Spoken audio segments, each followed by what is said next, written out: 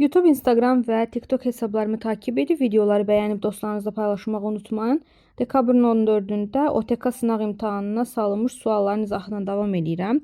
Çoxhərli vurğulara ayırın. Bu vurğulara ayırın hər zaman buraxılış imtahanına salınan suallardan biridir.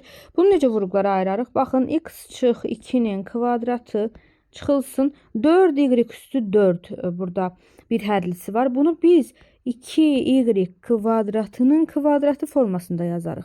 Daha sonra bunu müxtəsər vurma düsturu vasitəsilə açacağıq. Düşünün ki, bu A-dır, bu da B-dir. A kvadrat çıx B kvadratın açılışında bir dəfə A ilə B-ni toplamalıyam, bir dəfə də bunları çıxmalıyam. X çıx 2 üstə gəl 2y-in kvadratı.